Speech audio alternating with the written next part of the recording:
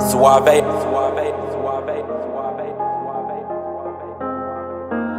I've been in my bag for a while, I'm invincible. Story of a young boss, grinding shit get critical. Calling on my bros one time, cause you special. I had some hoop dreams of right rounds for my mentor. Every target that I shoot is on point like a pencil. Different road, changed relationships, I'm so sorry. Came up from the trenches and I made it, I say hardly. Now BetOnline remains your number one source for all of your sports betting this season.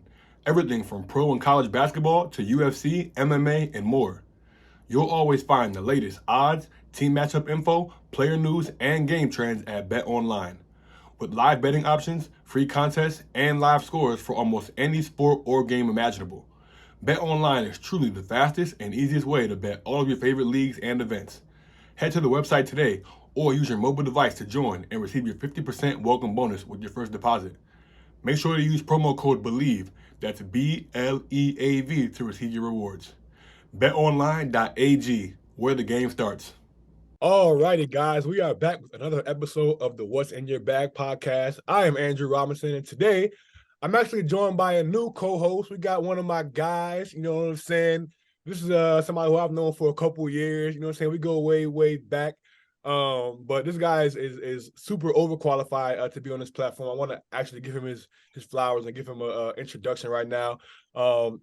Graduated from North Carolina A&T at the ripe age of what? Was you 20 when you graduated? Child prodigy. Yeah, I was 20, like a Chris 20, like you just got to 20, Facts. Just getting over 20. Facts. So my guy graduated college at 20 years old. He got into media career early. Now he's working up at ESPN, doing some big time things for all the live shows that you guys see on NFL Live. A bunch of those shows. And we're honored to have him on the All Facts platform now, helping us out with the What's in Your Bag platform. So, Tank, man, thank you for joining us today. And shoot, man, I'm excited to finally get you on the platform. You know, bro, like when I first asked about getting on the platform, I didn't think really I had like enough like in my bag to really get up there. You feel me? So like I'm glad we figured it out. But definitely happy to be part of the team, man. Can't wait to get started with y'all, man. No doubt. Now, before I introduce our guest, who is also overqualified to be on this platform, we're going to give her her flowers in a second. I want to remind you guys to like this podcast, subscribe to this podcast, share this podcast, tell a friend to tell a friend. It does go a long, long way in getting this to the right people. You know what I'm saying? We appreciate all the love, support, the comments that you guys have already showed us so far. That was my guy, Pull Up Tay, on the intro. It's going to be him on the outro as well. Make sure y'all stream his music. He's one of the hottest up-and-coming artists in the DMV, so go ahead and tap in with my guy. But now that we got all the business out the way, it's time to introduce our guests. And me and our guests, we actually go way back, man, to them college days in New Haven. I attended Quinnipiac. She attended Yale. Clearly, she was way smarter than me. But she is somebody who is, like I said, man, she has quite the resume, man. She is a member of the Nigerian women's national soccer team, 2017 Ivy League Co-Player of the Year, 2017 unanimous Ivy League first team selection. She has a bachelor's degree from Yale University in molecular, cellular, and developmental biology, and a master's degree from the University of Tennessee in sports psychology and motor behaviors, and current member of the Houston Dash of the National Women's Soccer League. We are honored to be joined by my good friend, Michelle Alozie. Thank you. That was wow. Whoa, you need to chill with those accolades, but thank you. I really appreciate it. And I'm super excited to be on this platform. We're going to have fun. Yes, we are. Next time we introduce her, bro, we just got to be like real smart and real athletic, bro. Just keep it straightforward. I like that. Facts. But nah, man, like I said, this has been a long time in the making, because like I said, you've been doing some great things since 2019, when I believe we both graduated. I know I graduated in 2019. You graduated, yep, since 2019, we both left New Haven. You've done some amazing things, but before we get into all that, I read off, your extensive resume, but I kind of want to rewind a little bit and start off, with your upbringing. Obviously I know you're a California girl. From my research, I figured out you grew up in a small town, Apple Valley, California. Yeah. Not really too familiar with it, but I'm sure that, I want to give you a chance to just talk about your upbringing, growing up in California, and what introduced you to soccer in the first place. Yeah, so I was born actually in San Diego and I was there for a little bit and then we ended up moving up to Apple Valley and it's kind of like in the mountains of California that no one really talks about. So like it like would snow up where I'm from, but I'm still in Southern California, so it was really weird, but it was definitely like a very small, definitely like a town, not a city, like less than like definitely less than 100,000 people in my like town. Like my class only had like 4,000 people and that was like a big high school and stuff like that. So it was definitely just really small. And I feel like I really enjoyed it because if I truly like grew up in LA or like San Diego, I'd probably have a big old head right now. But I loved it. It made me stay in tune with my roots for sure. But really soccer was just kind of ingrained in me just because I'm Nigerian. And so like football is just like huge part of our culture and our identity. And so everyone in my family, like every cousin, every aunt, every uncle, my parents, everyone has played soccer. So it was honestly just kind of like a no-brainer. Of course I'm gonna play soccer. And then I just really fell in love with it. Yeah, so like the bounce off of that, you said like you just sort of fell in love with soccer, like that was in your blood. But how did we get to the track part then? Soccer was such a big part. Like, how did you get to you like also being track? 'Cause, like we saw it, like you were actually like a stud in track as well. So like, sort of like, how did you sort of balance that, and like what made you get into track really in the first place? Yeah, honestly, any extra sport I did was for soccer. So I did track, I did cross country, and I did cross country because like soccer, you're just running crazy miles and you don't notice. So I just wanted to get my stamina up. And then for track, I really just wanted to get like my running form really well so that I could be really fast on the soccer field. And so I kind of just did those two sports for soccer at the end of the day, which I love it now because I feel like track really built a really good foundation for me and has made me really quick and just kind of have those fundamentals. And cross country got me the stamina for soccer. So it was really good. So let me get this straight. You was out here setting school records in the 100 and 200 meter just as a I'm gonna just do this so I can, prepare for soccer. Is that what I'm hearing, Beach? Like you was just out there casual with it.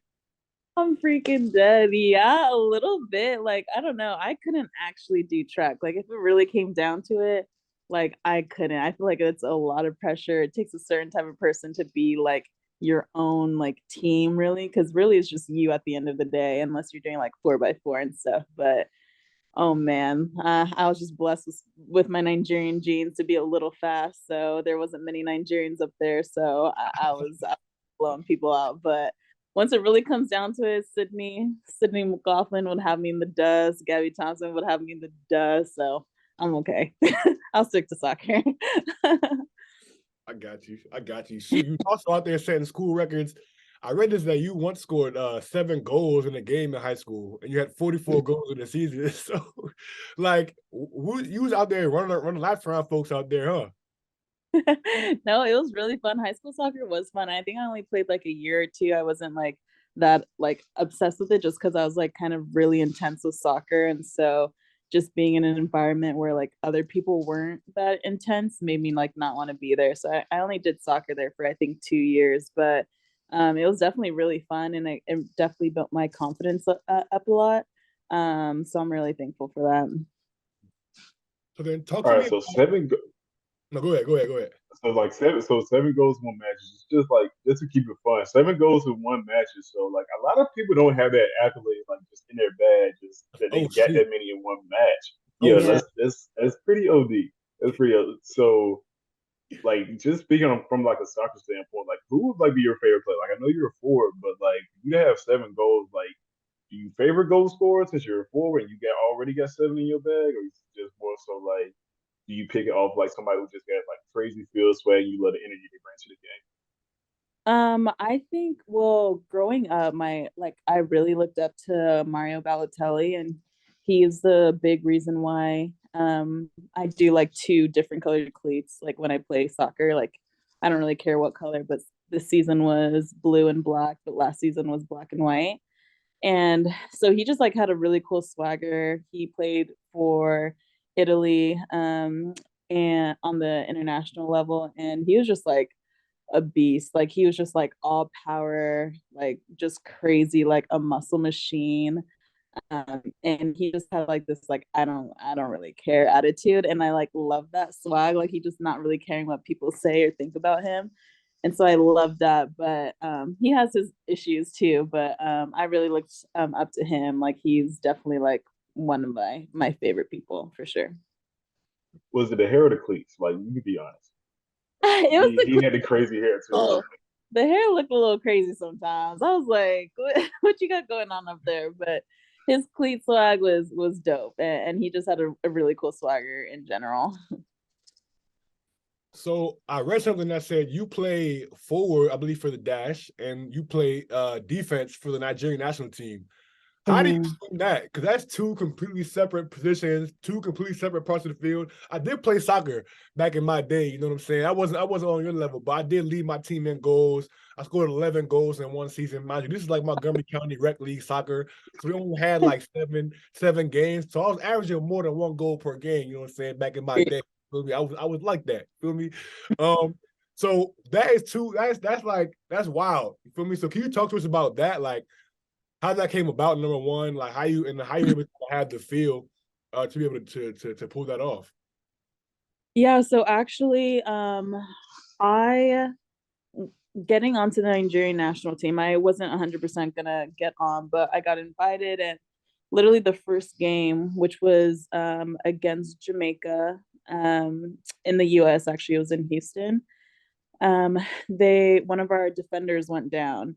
And again, this is like my first game with them. I just started training with them like a couple of days ago. And the coach looks at me and he's like, Michelle, like, would you be a defender? And I was like, yeah, like, I don't care. Like, yep, I feel comfortable. He's like, you feel comfortable out there? I was like, yep. I was just lying through my teeth. Like, I didn't care. Like, I would play any position as long as it got me onto that field. Like, to play for Nigeria finally, like, it would be insane. And so I just think I just had a lot of confidence, and I just like went in thinking like I literally have nothing to lose.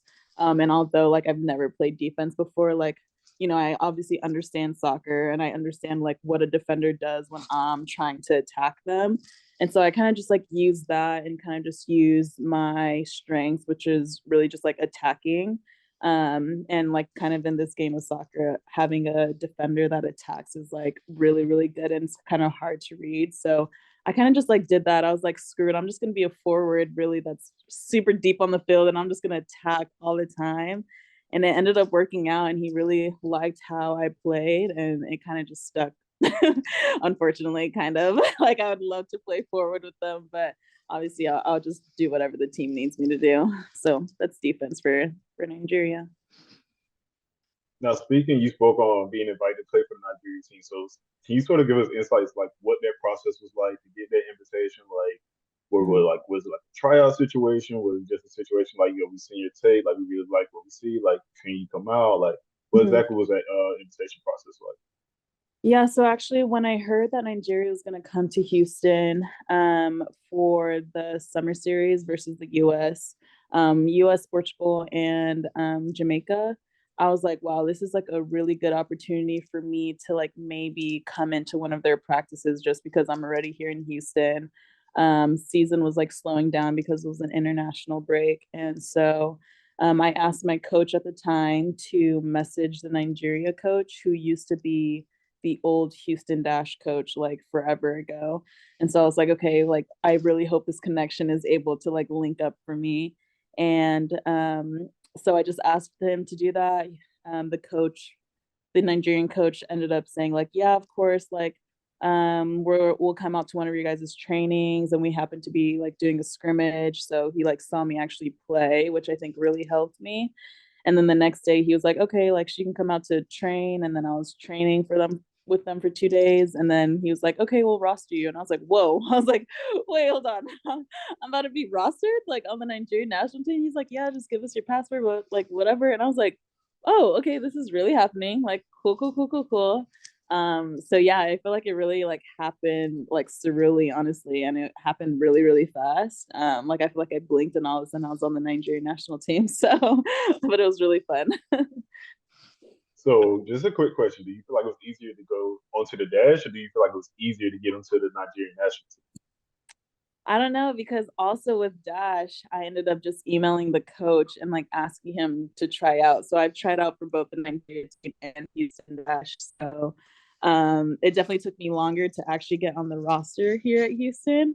But still, it was just kind of like a prayer and a hope, like just sending out emails and kind of just like trusting yourself at the end of the day to like put your best foot forward and do what you got to do to get on the roster. I think that's so crazy that like number one, somebody who had the resume that you had coming out of college, outstanding college career, had to like send out an email or try out or whatever to be able to make a roster. Like I think if we look at other sports, right? You look at the NBA, you have like the NBA draft, the NFL draft, and like where scouts are constantly looking for players to, bring into the league. Obviously, they had the draft. I know in the National Women's Soccer League as well. But for you, like, what do you think that says about just pro sports in general, man? That like at the end of the day, you were able to go out on your own accord and make it happen for yourself. As to where now you just signed a 2-year extension with the Dash. Like you've been able to kind of make a successful career for yourself, just kind of, betting on yourself essentially and just making it happen. Yeah.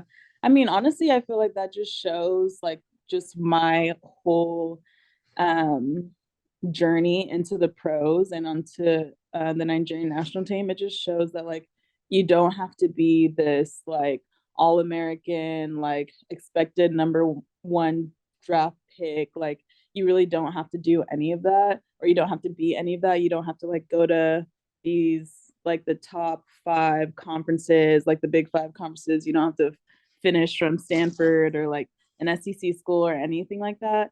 You really just like honestly have to like believe in yourself and to kind of just trust the process, whatever that looks like to you, and kind of just like have faith in yourself at the end of the day. Because like I definitely wasn't an All-American. I had like cool accolades in college, sure, but people were doing some crazy stuff at other schools. So even though I wasn't like at the top, I was still able to, end up here in pros and with the national team. Um, Truly just off of my own like volition and truly like believing myself and like putting in that work to get to where I wanted to be. It's a gem right there. Oh yeah, drop it. While we're here, like I want to kind of stick with this, Nigerian national team wave. You guys are going to be competing in this year's 2023 World Cup. Like we just finished watching the World Cup this last year. Obviously, Argentina was able to win that. Messi finally got the monkey off his back. I saw you on social media watching the game. But now, like, to be able to like watch that as a fan, right, and as a soccer player, to be like, damn, like the World Cup, and now to be able to have an opportunity to potentially play in that yourself, like, what does that mean for you to have that opportunity to be able to play on one of the biggest stages in the world when it comes to soccer?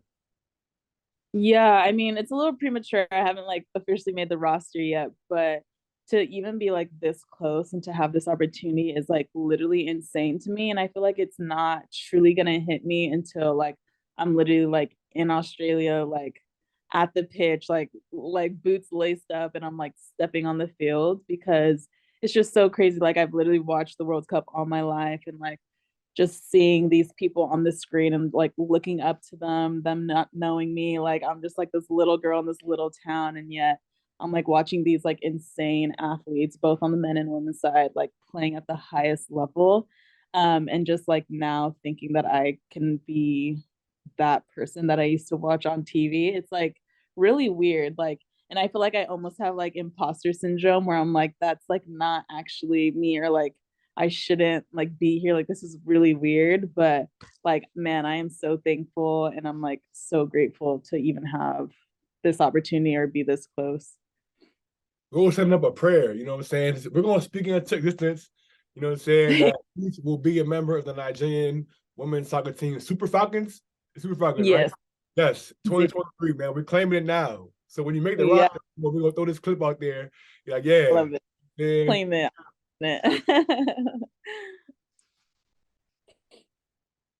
Just speaking like more so like on a Nigerian team, like that team is just like that's a very prestigious team, like a very prestigious when it comes to just not even just the World Cup, but like the African Cup, just the overall presence of women's soccer. Can you just sort of speak like a little bit more like what it means for you to sort of make that team? Like at the time that you did, like I know just to be sort of still early on in your career and still be able to make such a prestigious team and being able to have the chance to compete on that type of level, like what it means to you. Yeah, I mean, I think it's honestly everything for me to like be able to wear the Nigerian crest. And it's like I think it's just so funny because like just being a first gen American with expat parents, and like growing up, especially in like the small town that I had, where like xenophobia was like real, and I would like try to like not be Nigerian or like try to like have my parents like water down their accents and stuff like that just because I felt like out of touch with my peers, you know? And it's so crazy, like kind of having this full circle moment where now I'm like so incredibly proud to be Nigerian and be able to wear the crest and be able to like have my last name and my whole culture, my whole family on my back as I play. It like means way, way more than me than just like, you know, going to a World Cup or being able to play soccer. So I feel like it just like means like literally the world to me and means the world to my family. I love that I'm able to represent them and my culture and my heritage and like truly just be so proud of where I've come from and where my family has come from. That's awesome. That's awesome. So pivoting a little bit, I want to talk to you about like where did Yale come into the picture, right? So you're in high school in California, like how did it come about that you're gonna attend Yale? I mean, that's obviously not something that everybody gets the opportunity to do. So what was your recruitment process like in high school? And then how did you narrow it down and end up choosing Yale? Mm-hmm. Again, being in the small town that I was and having being a first gen, my parents not really understanding the college system, let alone like being recruited. It was like really slow for me in the sense that a lot of soccer, like high school soccer players already like committed to schools. They're like freshman year, and I didn't commit to Yale until my junior year, so I was like late, people say.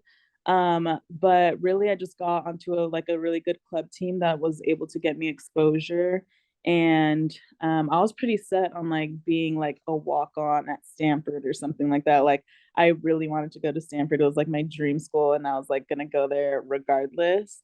But then Yale came to the picture and my parents were kind of just like, well, Michelle, like if you're not gonna get this scholarship, like get like all your scholar or your college paid for, um, then maybe you should just like go to Yale, get the really good education, and just like kind of go from there. And it was kind of hard because like having that mindset that I really want to go pro, you don't hear people going pro from the Ivy League and like any sport, you know?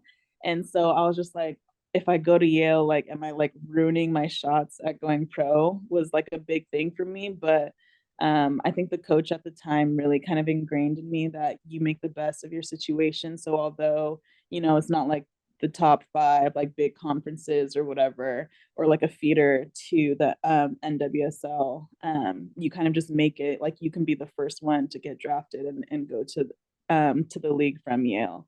You don't need to like be a follower. You can like be that leader for the Ivy League. And I think that kind of just like made me even more so determined, you know, to be able to go to Yale and go pro. Like just sort of speaking on that, like the way you were sort of alluding to it is like you sort of already in your mind had an idea like, yeah, I'm gonna go pro at soccer. So like at what point did it like in your journey did you be like, oh yeah, like I'm gonna go pro? It is like, oh yeah, like I have the time to go pro. Like do you have like a specific moment you look back to and you're like, yeah, like this is what it is. Mm-hmm. No, definitely. I think my sophomore, junior year of high school, I was like in the US like youth pool, like for the US women's national team. And the coach at the time was just telling me like that I had like so much potential and I was just like really raw with my skill. And that if I was able to like kind of just zone in and hone in on my abilities, that I could be like a really, really good and influential soccer player.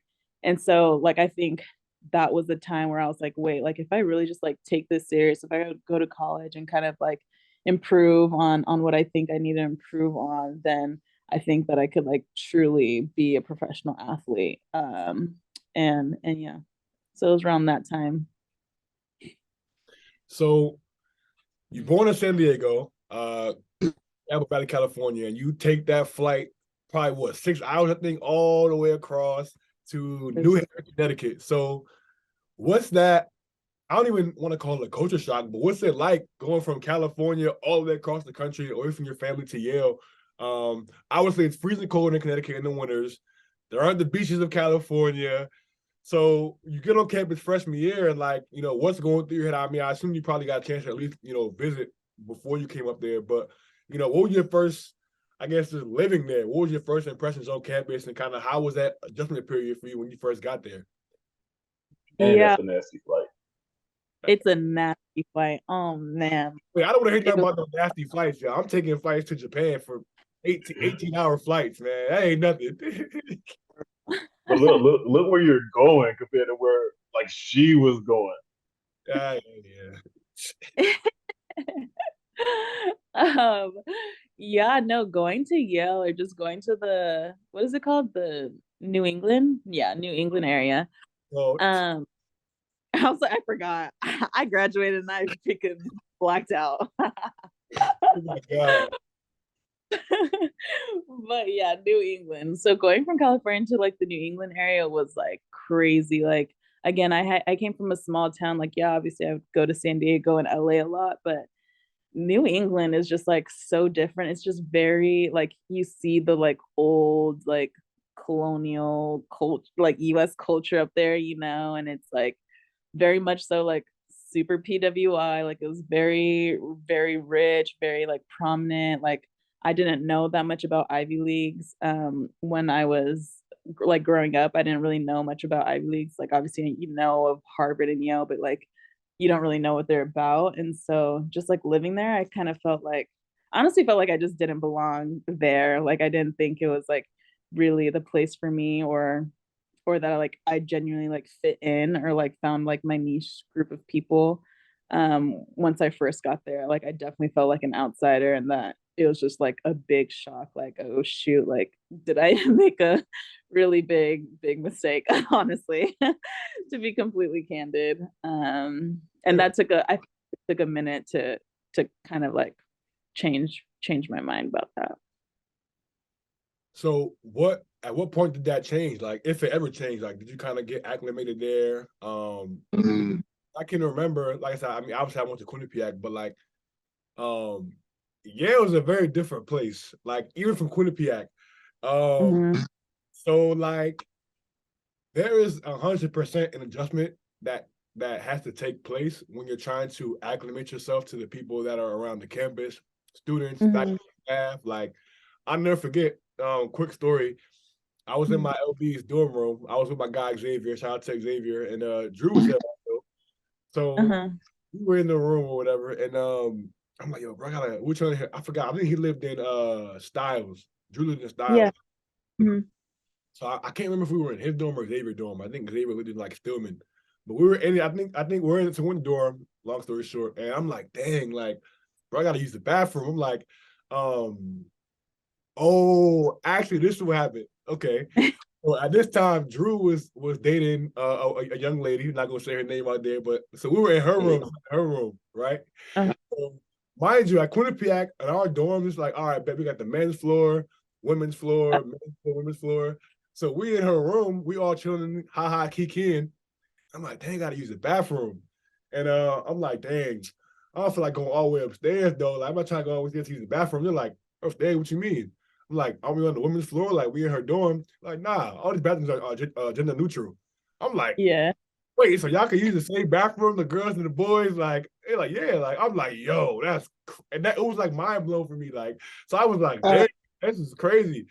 So just from that experience alone, I'm like, yo, yeah, it was like, it's just different. It's very politically correct. Like, you can't say too much over there, do too much. So, for you though, like, at what point did it change when you were like, all right, like I'm kind of starting to get my feet under me. I'm finally starting to kind of get adjusted to being here. If that ever happened for you, like when did that kind of period happen for you?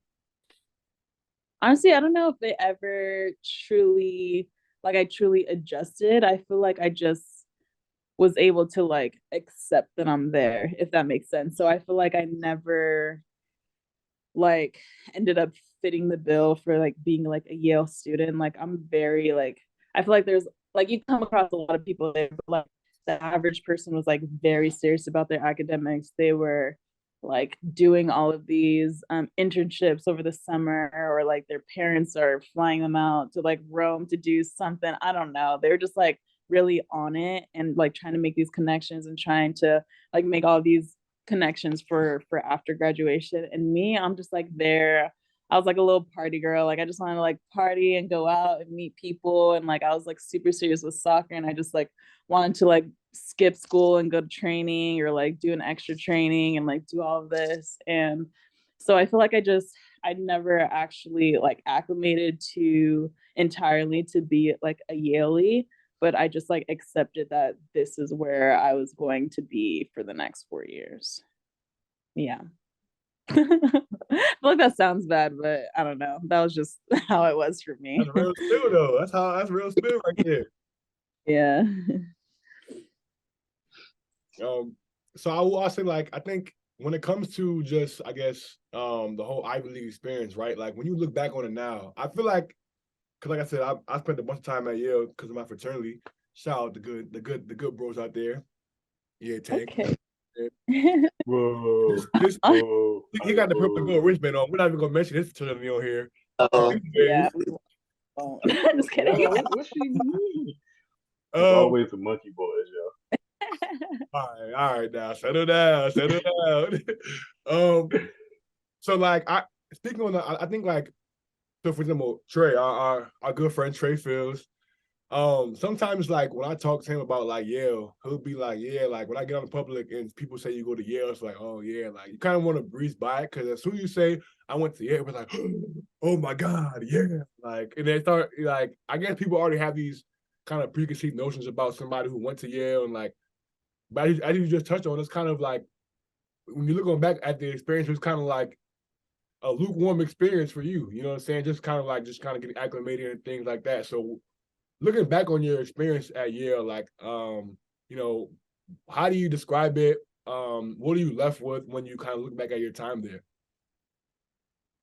Honestly, my favorite thing just about Yale was honestly the friends that I've made there. And I definitely think that they're gonna be like my friends like for life, like Bobby. I think he's going to be my life forever. And so I'm glad that I ended up actually finding the like my niche group of people that I felt kind of like understood where I was coming from. And I feel like at one point or the other, we all felt that we didn't belong there. And I also don't know if that's just because we were like all Black athletes at Yale, to be honest, but it probably had um, a really big reasoning for why we didn't feel like we belonged there. But like honestly, the only thing that I like look back at Yale is like how much time I was able to spend with all of my friends who are now just like scattered across the world, and I can like only see them like a year, like every year or two, just because they're like obviously doing their thing and I'm doing mine. But that's definitely like the only like super happy positive experience that I can genuinely think of when I think back of my Yale days. So before we kind of get to the next topic, I do want to sit here for a little bit because I think that I actually wrote an article about the things that Black students experience at PWIs. Obviously, also PWI, and I wrote this in 2020, kind of at the peak of the whole Black Lives Matter movement after George Floyd was murdered and things like that. And I can't help, but I want to take this opportunity. Obviously, Tank, he went to an HBCU. He went to A&T. So like, not everybody kind of had the luxury to kind of have that experience. And I think that there's obviously a plethora of opportunities that come from going to a PWI, going to a Yale and things like that. But there's also a lot of things that you go through just mentally, personally, that a lot of people don't really know about and don't really speak on. So I want to give you opportunity to kind of talk to that next generation of athletes or that next, Michelle Alozie that might be coming through Yale or Harvard or any PWI. Like, what advice would you give them in trying to, navigate that space? Because as an African American in these spaces, like, you're oftentimes the only African American person in your classrooms. You're often asked to speak on the behalf of your entire race. You're often having to deal with people who are, doing racist things on campus. At Queen Peck, we had a blackface incident where like a student, one of the students in the frats did a whole blackface thing and haha and kikied about it like it was nothing. Mm-hmm. These are the things that you deal with like on a day-to-day basis at these campuses. So like, for you, what advice would you give to a student that's trying to navigate that? And especially somebody like yourself who had to come from all the way across the country where you don't have your family there with you. You don't really have a support system. It's not like you can just hop in the car and drive a couple hours home. It's like, nah, like you're here. You know what I'm saying? Mm-hmm. So what advice would you kind of give to a person that's trying to navigate that experience in that space? Yeah, I feel like I would just say that like you belong. I feel like I didn't have enough people around me to kind of just like tell me like you're like supposed to be here, like this is where you're supposed to be, like you worked hard to be here. You're not here just because you're like a gifted athlete and that's the only reason you're at Yale. Like no, you worked your butt off in high school. You got good grades in high school. So like you're here, but you're also an athlete too. So that's obviously a bonus. And I feel that being at a PWI, especially like one like Yale, it was kind of that we were like Black athletes and we were at Yale because we were athletes and we wouldn't have been able to get in like otherwise. I feel like that was kind of the vibe that I got my 4 years there. And so I think to anyone, any of the younger generation, it's like that you genuinely like belong there. And even if like other people say that you don't, like having that self-belief and truly like believing that you belong where you are goes a really a long way. That's real. That's real. All right, now just to sort of like switch your tempo, like first of all, there's so many facets to who you are as a person. Like I think both of us, me and Drew, both feel like you're like a very intriguing person. So like just sort of like switch the tempo a little bit and just sort of give like a little bit more insight on who you are. I got a series of questions, sort of like this or that questions. We'll start Okay. very simple and then like we'll build it up to like, a little bit more pressing questions. Okay. So we'll start because you Apple Valley girl, it says you. We'll start East Coast or West Coast. West Coast. That was easy. What? Ooh, okay. West Coast, baby.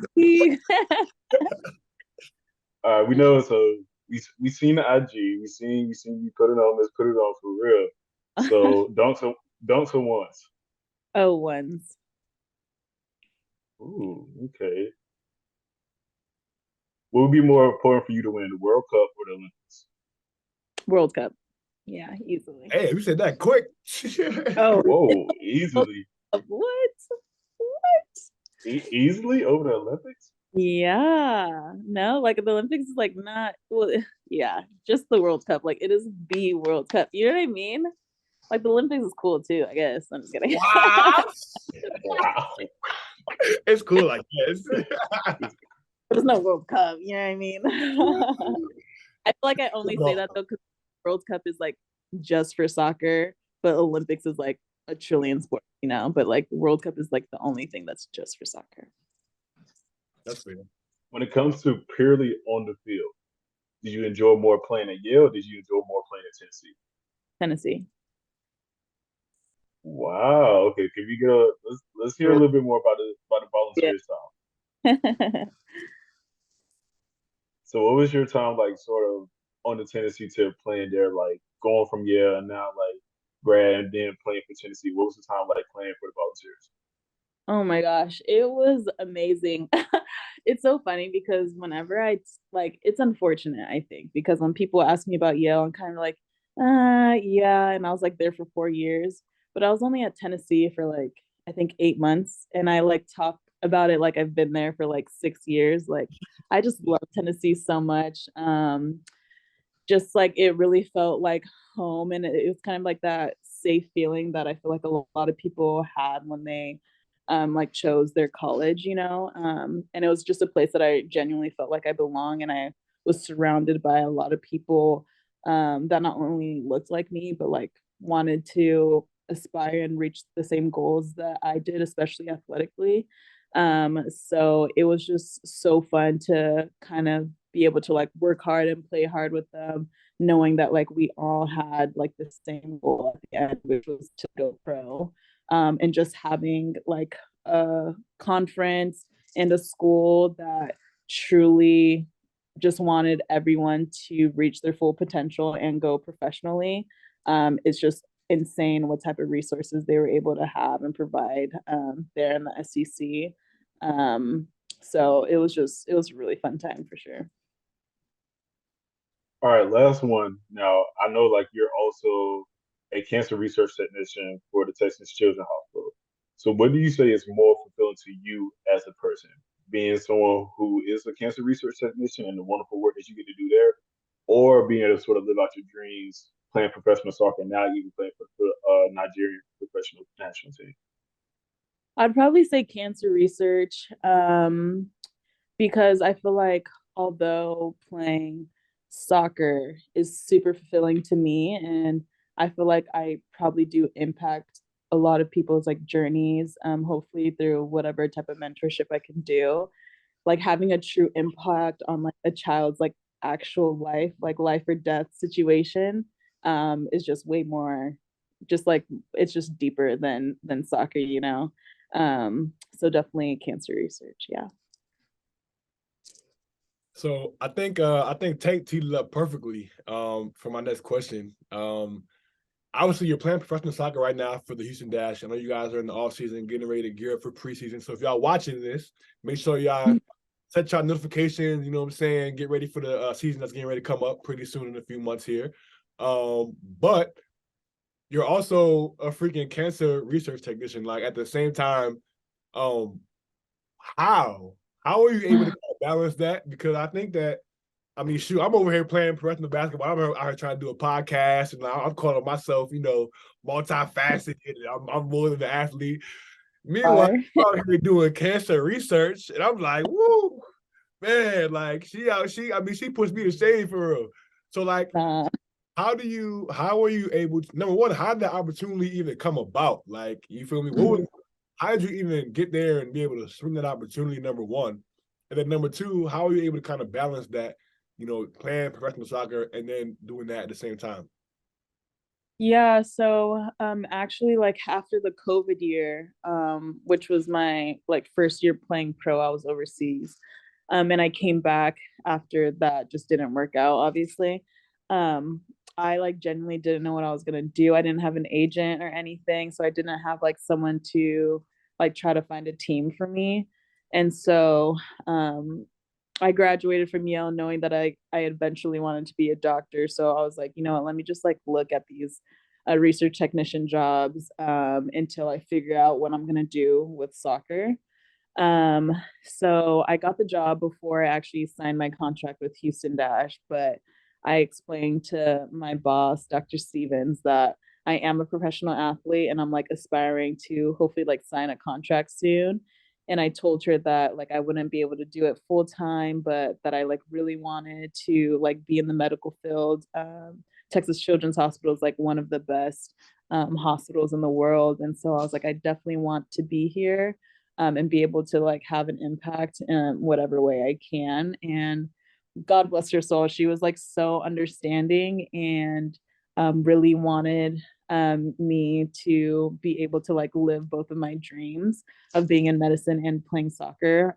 So she really just works around my schedule. I'm able to kind of go into the lab whenever my free time allows it. And I'm allowed to do a lot of stuff virtually too, thankfully. So it ends up just like working out in between trainings and stuff. I'll just like pop over. Our training facility is really close to the Texas Medical Center and stuff. So it's like it's genuinely like the perfect situation. Like God couldn't have teed it up any better. Shout out Dr. Stevens, yo, for letting you balance like two 60-hour work weeks in the same week, yo. So shout out to Dr. Stevens. Now you sort of take the idea of like being more than an athlete to like the next level. But like just sort of like keeping up with the theme of more than an athlete. I know that like you were actually getting posted on Interrupted just as part of their More Than an Athlete series with like a lot of bigger names like Joe Burrow, Randy Johnson, like people who are pivotal in their sports field that are doing things outside their sports field. Can you just sort of give us an insight on like what that mean to you to be just sort of selected to be pretty much a representative of like women's soccer along some pillars of the sports industry? Yeah, it was honestly insane. When I saw that, like I had no idea they were posting that. And I just kept seeing like my notifications go up. I was like, what is going on? Like, what is this? And when I saw that, I was like, wait, this is crazy because I think that a lot of the time I don't give myself enough credit for everything that I do. And or I like belittle it a little bit and I'm just like, oh, it's just like cancer research, like whatever, like it's not a big of a deal, you know. But seeing my name like alongside these like really amazing athletes also just kind of like showed me and kind of um yeah, just kind of gave me that like assurance that like Michelle, like you are having this impact on people and you're doing like more than like a normal athlete. Like you are more than an athlete. And I feel like especially growing up and being an athlete, like that is all I am. And it was just the one pillar that I kind of leaned on for so much. But it's like nice now seeing that I have these different pillars that all make Michelle. And if unfortunately or when that time happens that I'm not an athlete anymore, I still have all these other pillars that define me. Period. Now that was OC. I seen that jump like, man, we got Devin Booker, Ben Simmons, Joe Burrow, Randy Johnson, and Big Meech. Big Meech up there, five. I'm like, yo, she's goaded for real. Like, she's goaded for real. No cap. That was hectic. I ain't gonna lie. That was hectic. Yeah. So shout out to them for real. No fact. Just be honest. If you feel like you were like the prettiest one that got posted out of all of them, I'm just asking. I'm just curious. Wait, what'd you say? Did you feel like like you were the prettiest one to get posted out of like all four of y'all? Like, was that? No, I'm just asking. I'm I just got curious. Joe Burrow like for sure beat. Definitely got Ben Simmons. I'm just kidding. Oh my goodness. I wanted to ask you because I think this is something that I actually, I guess, battle with internally as well. Because, playing pro sports is hard, because at the end of the day, you mentioned like you have aspirations of being a doctor afterwards, right? And one of the things that I battle with, even right now is like, all right, I'm trying to get into the media space and, journalism and TV and stuff like that. And it's like, it's hard because when you're pursuing sports full time, you almost have to put your professional aspirations on hold for Definitely. X amount of years, until you're done playing. And it's like at the end of the day, this is our dream, right? Like, it was your dream since you were a kid to be a professional soccer player. It was my dream to be a professional basketball player. But it's like you look around and you see your friends who are at 22 or Tank, 20 years old, graduating college and, starting at ESPN at 21, right? Like that's something that is, I'm 26 and I'm still playing in my sport. And I'm like, dang, all right, shoot, if I want to play, if I'm blessed to play 10 years, I'll be 35, 36 trying to start my career. And you got guys like 15 years in on me who already got their third, fourth, fifth promotion, So yeah. For you, like obviously you're I think you're trying to balance it the best you can, doing the research now, trying to get your foot in the door. And the same with me, trying to get this podcast stuff going while I'm still playing. But like, how do you balance that? Like, what, do you ever think about things like, dang, like, when should I stop playing soccer? Like, am I putting my long-term career on hold for too long, right? Like, how do you balance that in your mind? Because I think it's a catch-22, for a lot of athletes in today's society. Yeah, no, definitely. It is definitely a hard thing to balance, and especially with going into the medical field or becoming a doctor, it's tough knowing that like I basically have like 8 years before I'm like an actual doctor, like with my own practice or like actually having a really good salary. And so to think that I'm like, okay, well, if I play soccer, like, so when I started when I was 22, so if I play soccer for 10 years and I stop at 32, I would have to then go back to med school for 4 years and then do residency for 4 years. So I wouldn't be an actual doctor until I'm 40. And I'm like, what? I'm like, oh my gosh, like 40? Like I wouldn't start my job, like my my next career until I'm 40. Like that's crazy. Meanwhile, there's like people that are about to finish and get their white coats. And I'm like, oh no, like what do I what should I do? Like, and it's really hard to kind of think of both of them. And I think that I honestly just stopped thinking of that because it got very overwhelming. And like when I first started working at my lab job, I was like working crazy hours, like way too many hours. And um I think I ended up talking to her and I was just like, Dr. Stevens, like I'm honestly gonna burn out. Like I can't like be here as much as I've just been doing and still trying to like develop and like hone in my skills with soccer because I'm still obviously trying to develop and to be the best soccer player that I can be. And so I just was like so honest and I was like, I think I'm gonna burn out because like this is just too much for me and kind of just putting too much pressure on myself to kind of be this everything person that I want to achieve. So I think just like being kind of in the present moment and like just being happy with where I am right now and being proud for myself for being where I am right now helps me not fear for the future too much. And instead, it just like makes me like excited for what I have right now, what's going to happen in the near future, and just like look forward to the next step in my life, like once that time gets there, if that makes sense. Because if not, then I feel like, oh my gosh, I'm just going to go crazy. So, Um, I think you said something that was super like interesting, you know what I'm saying? And something that I always think about too. And it's like you were like, yo, if I start my next career at 40, right? And I'm just thinking to myself, it's like, all right, well, what is the correct age to start something, right? You see people, Joe Biden just became president for the first time and he's 70, I think. Like, you know what I'm saying? It's like if you start your career as a doctor at 40 and you work for 20 years, like you're still 60, you still have a lot of life left to live. Shoot, like Angela Bassett, like 60 right now, she looks like she about 40. You know what I'm saying? Like, so it's, I don't know. I think I always ask myself that too. It's like, all right, well, everybody has to run their own race, right? And it's like, if you get to your goals at 35 or 45, it's like if you, as long as you make it to the destination, it's like it's never too late or too old. You know what I'm saying? I think in today's society with social media, everybody's looking at everybody else. It's like, dang, like that person got this at 25 and that person did that at 30. Like that's what I want. But it's like at the yeah. end of the day, if you reach your goals at 40 or 37 or whatever the case may be at 50, if you reach your goals, it's like that's cool. Like, you know what I'm saying? Like literally, like there's no rush to make it to where you want to go. You know what I'm saying? So I think that's Yeah. something I've kind of told myself, and that's kind of helped me to kind of get over that whole thing now. You know what I'm saying? But it's easier said than done for sure. Easier said than done. I can't relate. I got ESPN at 21. But either way, either way. Hold up. Right. Hold up. Talking about this would be your first episode, sir.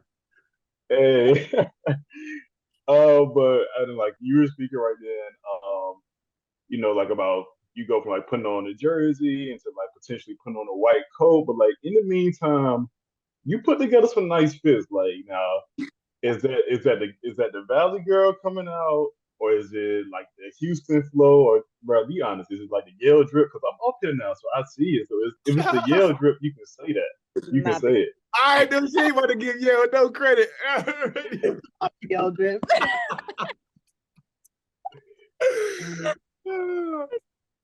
No, bro, it gets swaggy up here. It gets a little swaggy up here. Does it really though? Does it really? Not at all. No, I love putting on a fit though. I feel like I've always that like fashion and just dressing is obviously like a great way to just express yourself. In such like a small way. Like it's really just clothes that you're putting on. And so I just love doing it. I love shoes, especially like big sneakerhead. I really need to stop.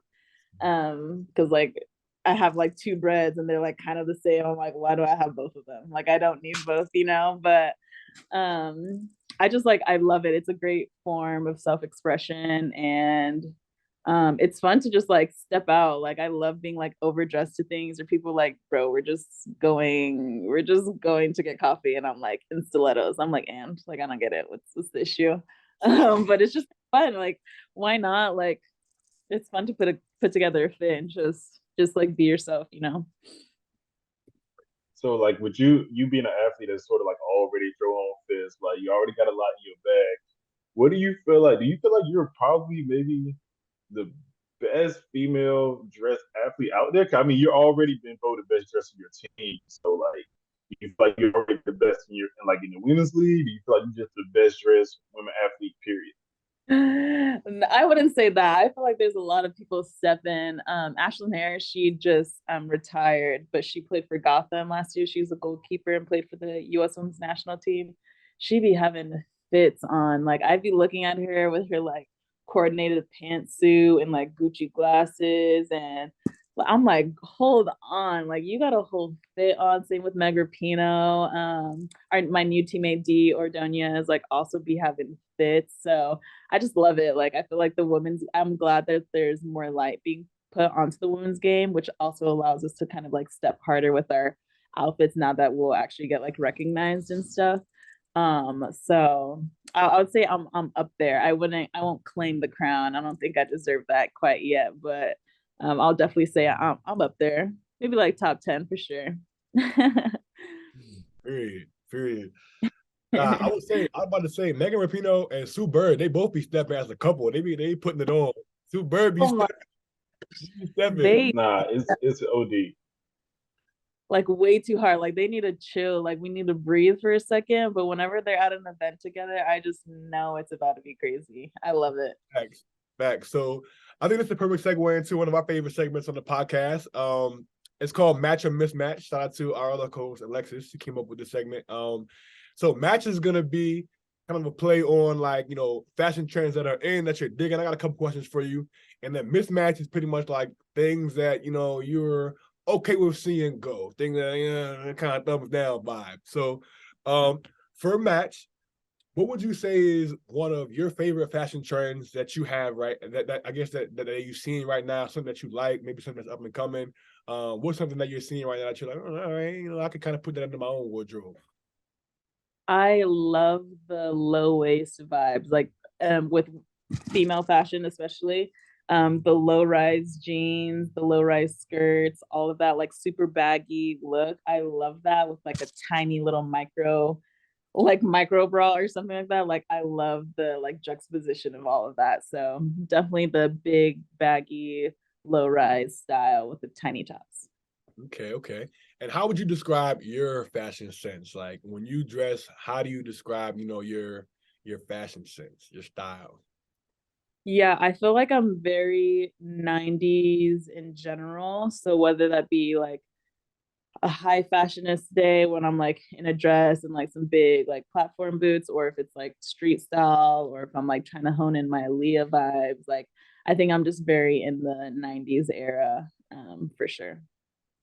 So I think, in my opinion, I think fashion today is becoming a lot more like unisex. Like we're seeing men wear a bunch of things that used to be considered feminine, and women are, like you mentioned, stepping into the baggy stuff and things like that. Yeah. What would you say are some of your favorite like unisex trends, unisex fits kind of going on right now? Ooh, my favorite unisex fits. So it doesn't look right on everyone, but when Jordan Clarkson be wearing like the long skirts, for some reason it's like a vibe. Like he knows how to work it, and I love that he's like able to like not, or he's like able to make it a vibe. Like so I'm a big fan of that, because I'm like, just put on a skirt, who cares? It's just a little skirt, whatever, it's not gonna hurt you, you know what I mean? Um, so I love that. And for women, I'm glad that cargos kind of came in, because I feel like that was kind of just only a men's fashion trend. But then women started wearing it, and I'm obsessed. Same with the blazer, like the oversized blazer. You know, we had Justin Robinson on our last episode, and he said something that I think is facts. He was like, you know what? When you get established as like a fashion guy in the NBA, like Jordan Clarkson is, or just in sports in general, whether you're a football player, soccer player, whatever, once you get established in that fashion as a fashion person, you can wear anything and people can be, oh, that's fire. Like they ain't putting it on. Like, and I think Jordan Clarkson is definitely in that category. And I think you just For proved it sure. like you okay. Because some people, if you threw that skirt on, they'd be like, boy, what is you wearing? Like, if any Yeah. skirt on, yo, they're gonna be like, boy, what is you wearing? Like, but if it's Yeah. Jordan Clarkson, they're gonna be like, fire, bro. Oh, he's seen me. You know what I'm saying? Right. Say, man, hey, I guess it takes a while to get to that point, but hey, if you got it, you got it. You know what I'm saying? You got to put it on. So, now we're gonna go ahead and go to mismatch. So, what do you think is a fashion trend that you want to see go, or is it really in your cup of tea at the moment? Fashion trend that I'm not vibing with. I think like I don't want to say childish. I don't know how to explain it. Like it's like the beadish jewelry stuff trend that kind of came out. Like it looks like literally beaded jewelry that you would like used to make when you're like 10 and you had like best friend bracelets. I don't know why I'm not a fan of that, but like people had like huge chunky chains with it. I feel like just because again the 90s era kind of went crazy last year. But I wasn't a big fan of that. And with all the like crazy colors, like I just was like I thought it looked a little tacky, but that was just me. Okay, fair. I remember seeing you back in the day at Yale, man. You definitely been stepping. You know what I'm saying? You definitely been stepping since back in the day. So I will give you that. Some folks is like they don't really start dressing until they get some money or until they get a little lit, to get a little motion. So I can definitely attest that Meech definitely been putting it on since back in the day. You know what I'm saying? Love Um, it. but I gotta ask you. So speaking about back in the college days, New Haven, I want to ask you a couple quick hitters about New Haven, man, because us Quinnipiac folks, we was always going downtown to Toes on a Saturday night. You know what I'm saying? I know y'all did Wodes on Wednesdays, But what were some of your favorite hangout spots in New Haven that you would hit, when you were going out trying to have a good time? Whenever, oh my gosh, I just knew regardless, my night had to end at Zeta, which was a frat. It was like the black You football had frat video at nights in there. Video nights in there. yeah, it was like kind of like the black frat for us. Even though Zeta Psi is not a black frat at all. But that was definitely like the big hangout, and I just knew my night always had to end there for sure. So I feel like honestly just Zeta, and then when I got kind of like in my senior year, I went to Box a lot, which I heard apparently is closed, and I'm like, what? They're closed, but I loved Box too. Fox has great pizza for sure as well. Also, um, Zeta might have been where I first met you. I'm trying to think back. I don't recall, but I know we met somewhere in New Haven, and then from there we found out that we had a bunch of common friends. But I feel like Might have been Zeta. it might have been. It was definitely some crazy nights in there as well. I know it was definitely a couple spots. We used to hang out at the basketball house too, with Oh, Trey. basketball house, of course, the basketball house. Yeah. Thanks. Okay, so favorite pizza spot in New Haven. Okay, well, I'm not much of a pizza girl. I didn't really like eat around the pizza. I'm not a big cheese person, so I don't really like pizza. So I didn't really like even go to all the cool places that people said were like world renowned. Yo, So New Haven has some of the best pizza in. Have you been down there, Tank, yet to get some good pizza in New Haven? Put me on, because like Oh I'm my sitting here like god! jotting for it. The only place I've been is like it's like Frank Pepe, and like they need gas in it here. So Yeah. like, I yeah, peeped it out. And it was like What you think of it? I was like okay. It Yeah. was I ain't gonna call it mid. I ain't gonna call it mid because I still stay in Connecticut. They'll get it was solid. It was solid. was Pepe's the one that did the crazy like toppings? Like they would do like some crazy random pizza. I think I think it I like the mashed the timeout. no. That's like the like box. Box. That's box. box and the mashed potato No, pizza. I'm lying. I'm lying. Bar. Bar. Box. New Haven has exceptional pizza. Oh my Yeah. god, exceptional! If you're in New Haven, check out Bar. It's definitely one of my favorite places to go to. Pepe's is another one that's super famous. There's one more of the super famous ones that I went to with my coach. and for the life of me, I can't remember the name of it right now. So I'm gonna have to like put it in the description or something on YouTube. Yorkside at their Toads was a very frequent drunk night. Pizza slice. Yeah, so good, so greasy. Yeah. So I think definitely some. New Haven has some gems. So if y'all check out this podcast, man, make sure y'all go to New Haven and just go around. Make your rounds around the town and try the pizza out. If you not in Connecticut, do not come up here just for New Haven. Do not do that. No, where is the mashed potato pizza joint? That joint sounds freaky. That is crazy. Yo, listen to me. It wasn't that. It really just tasted like you're eating mashed potatoes with like cheese on top on bread. Like it wasn't crazy. What? You know what I mean? Nah. It was fire. I ain't gonna lie to you. I like. No, it. I'm saying fire. Like a crazy taste because they use like white sauce too. So it white was sauce, like, not red sauce. White sauce. Yeah. Oh, I'm following you. It was different because I'm like mashed potatoes on pizza, but like I don't know, it had a salty kick to it. It was like I don't know. They did a thing with it. It wasn't nothing that was like, oh, that's the best thing ever. But I was surprised because I didn't expect it to be good, and it was good in my opinion, at least. In my opinion, I thought it must have really smacked though because she's like nodding and she's like yes, and the whole time you get one of these the whole time you talking about it. I just remember telling me I had to try the pizza because it was like the cool pizza, like mashed potato pizza. I was like, okay, can everyone relax? I remember eating it. I was like, oh, this is solid. Like it's pretty good. It's pretty good. It must be solid because you said you don't even eat pizza like that. So for you to give it a positive review, it must have been good. It didn't have that much cheese on it. We were good. I will say, man, disclaimer: the first time I had bar, I was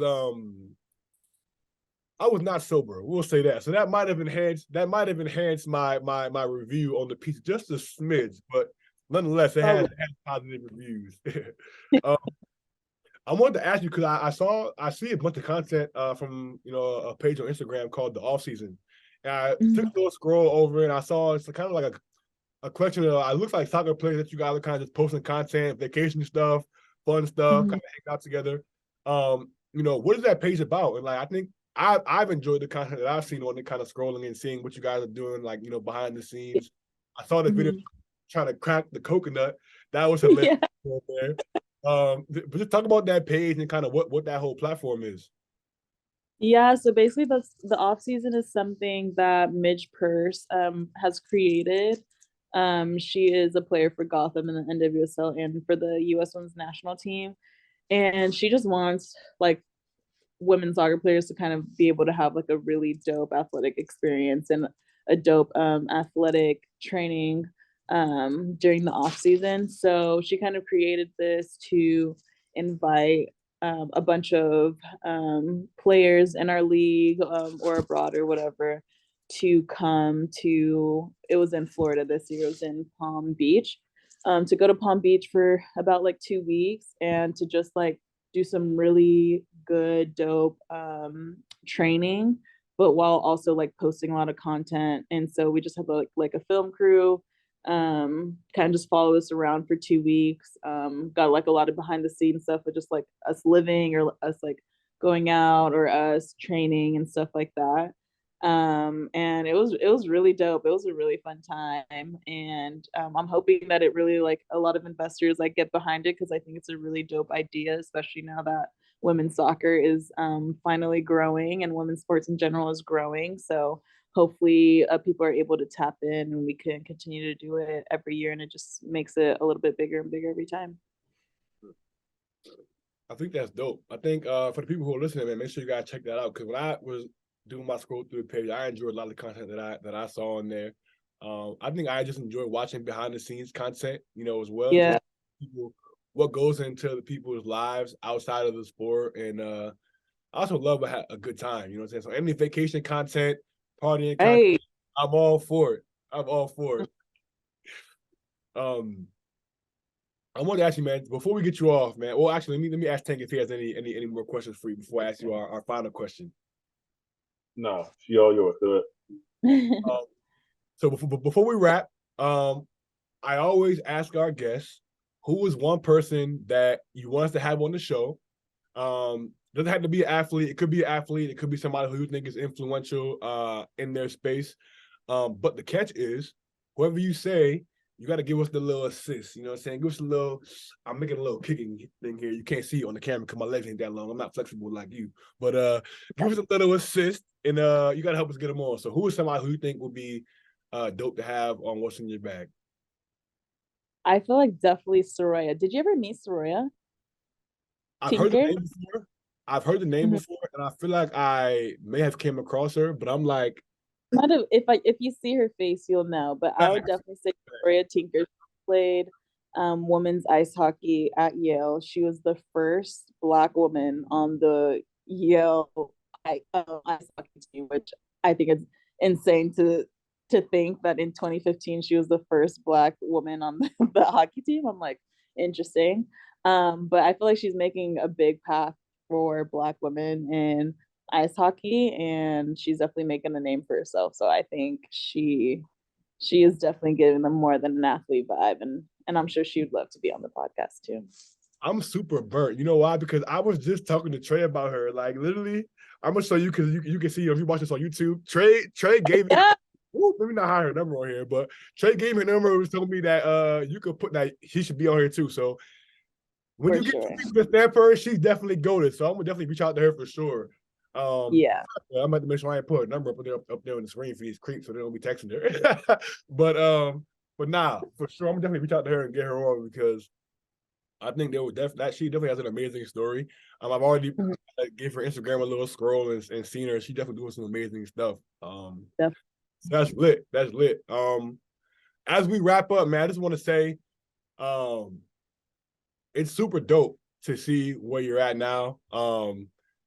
Like I said, I think back to the times, all them times we were out in the New Haven streets partying and having a good time, cooking at the basketball house with Trey, just around, like, just seeing what you've been able to do, making your own way, right, with the Houston Dash and the Nigerian national team and doing cancer research and like all the amazing things that you're doing, both on and off the field is truly amazing. It's truly inspiring. And I've thoroughly enjoyed this conversation and being able to just catch up with you and allow the world to hear your story. And just want to say, keep doing your thing. I'm super proud of you. I think that this is just the beginning for everything that you're going to accomplish. Like I said, the World Cup is coming soon. We're going to manifest and pray to the Lord that you're going to be on that roster so we can cheer you on here at What's in Your Bag. But I just want to thank you from the bottom of my heart for coming on. Like I said, I know this won't be the last conversation that we'll have. We definitely got to circle back and do a little catch up, in a few years or after you guys win the World Cup. You know what I'm saying? That'll be amazing. You can get the first interview after y'all win. You know what I'm saying?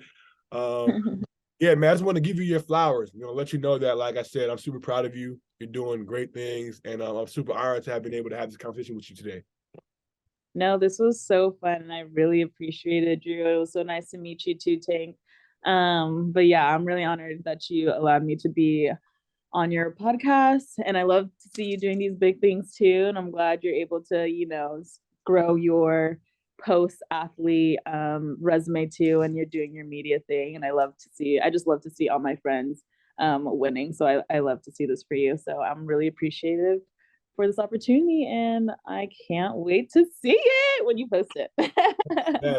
Yes. I cannot wait, man. If you're ever back in California, like I said, my brother Aaron, he's working for the Clippers now in LA. So I'm gonna be back. I'm gonna be in LA. Hopefully it's all season, so maybe we can do a little Cali link up. You know what I'm saying, and have a good time like back in the old days for sure.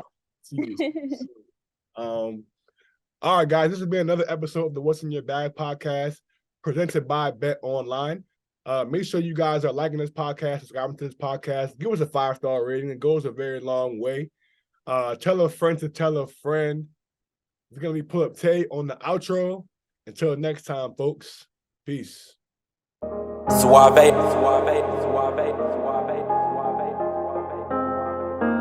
I've been in my bag for a while, I'm invincible. Story of a young boss, grinding shit get critical. Calling on my bros one time, cause you special. I had some hoop dreams of right rounds for my mental. Every target that I shoot is on point like a pencil. Different route, changed relationships, I'm so sorry. Came up from the trenches and I made it, I say hardly. Now